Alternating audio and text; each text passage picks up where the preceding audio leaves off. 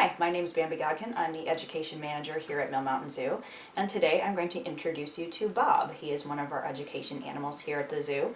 We use Bob and other education animals to do programs on and off site, so if you'd be interested in an outreach program, you can contact me at the zoo.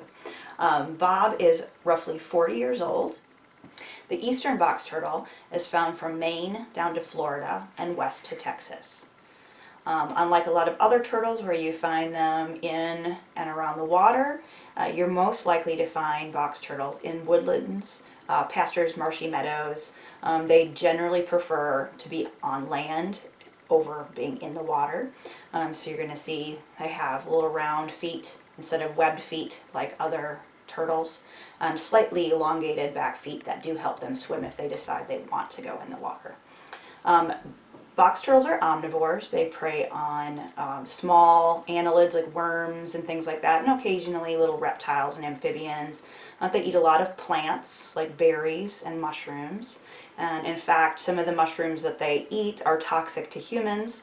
So not that you would want to eat these guys anyway, which I will get to shortly as to another reason why, but they do have oftentimes toxic flesh that would be toxic to humans, so not safe to consume. They also like to eat eggs and carrion. Carrion, for the people who don't know, would be other dead animals. They're relatively small turtles. They usually are around 6 to 8 inches around maximum, and around 1 to 2 pounds. And Bob, as I mentioned, is around 40 years old. These guys have a pretty long lifespan. It's not unusual for them to live 100 years if nothing bad happens to them. A unique thing about the turtle is where they get their name. Now, box turtles actually have a bilobe plastron. The plastron is the bottom of the shell. And if you look at Bob, on the bottom you can see a little line here on the bottom of the shell, and the shell can actually bend and flex there where that line is. So when he goes and tucks his body, his legs, his head, and his tail into the shell, he has little muscles here that he squeezes inside the shell, and that bottom shell comes up to meet the top shell in the front and back, closing up the openings, making it more difficult for predators to get their claws or their teeth or their beaks in there to eat the turtle. So that's where the name box turtle comes from. Another unique thing about them is their eye color will tell you most of the time if they're male or female. So if you see a turtle out in the woods that has red eyes like Bob, you know that it's a male turtle. If you see one with yellow or kind of tan colored eyes, you know that it's a female turtle.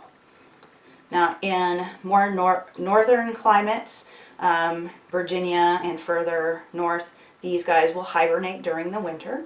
Further south, like places in Florida and places like that, they don't necessarily need to hibernate. But in Virginia, they would find a nice muddy area, the bottom of a stream, a burrow, they're like a mammal burrow, or under a tree where they could hibernate for the winter. Now, these guys are listed as a vulnerable species.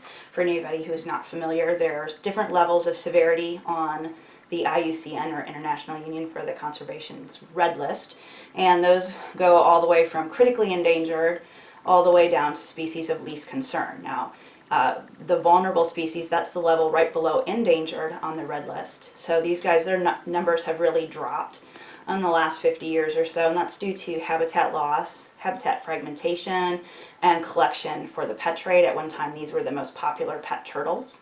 Also, they are prone to vehicle hits, so you want to be really careful with these guys. You don't want to take them home if you see them outside. In fact, it is illegal to remove any wildlife in the state of Virginia, so you don't want to do it for that reason, but also because they are vulnerable. And these guys, the nature of their behavior, they stay in about a 750 square foot radius around where they hatched their whole lives. And if you move them, they are going to spend, and then let them go, even if you only keep them a week, if you even move them a little, like a mile, half mile, that is a long distance for this box turtle, and they're going to spend the rest of their life trying to get back to where you picked them up. And that's just kind of a sad thing. We don't want them to have to do. So you leave them where you found them. One thing you can do to help them is move them out of the road. So if you see a box turtle trying to cross the road, you want to move them whatever direction they're headed, because they have such a small habitat area. There could often be a road running right through the middle of that habitat that they need to cross frequently to get food, water, shelter, and other things like that. So if you move them in the direction they're headed, that may keep them from getting hit. and they can survive maybe to be a very old turtle.